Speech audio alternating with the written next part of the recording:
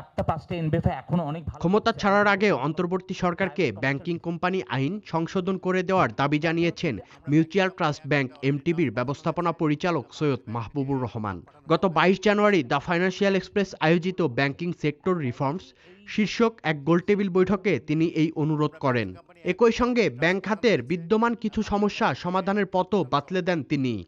আমরা banking company act যেটা already draft পাঠানো হয়েছে, বাংলাদেশ ব্যাংক যে ড্রাফট পাঠানো হয়েছে অর্ডারের, সেগুলোর আমরা চাই, এই সরকার অনেক কিছু করেছেন বিশেষ করে ফাইন্যান্সিয়াল সেক্টরের জন্য।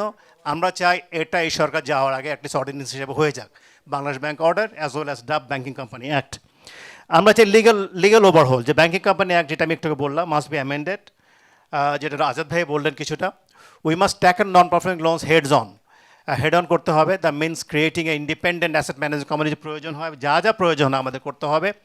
We must reform state own bank, যেটা গভর্নর স্যার বলেছেন যে আমাদের হয়তো দুটা ব্যাংক। আমার মনে আছে যে যখন নাসির বখতিয়ার স্যার এক সময় ম্যানেজিং ডিরেক্টর ছিলেন অগ্রণী ব্যাংকের, দেয়ার ওয়াজ এ ডিসকাশন যে আমাদের একটা ব্যাংক থাকবে সোনালী ব্যাংক এবং সেন্ট্রাল ব্যাংক, যেখানে সেন্ট্রাল ব্যাংক নেই Sonali bank will act as on behalf of central bank.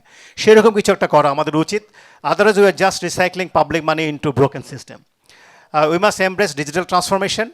Technology can reduce fraud, improve credit assessment, expand financial inclusion, but it must be paired with strong cyber security as well as data governance. And we must address human side banking, ethics, training, leadership. We need new generation bankers who see themselves not just as financiers, but as custodians of public trust. We must fix the roof when the sun is still shining. The time for half measure is over. We must need now to political courage, regulatory integrity, and a shared commitment to rebuild trust in our financial system.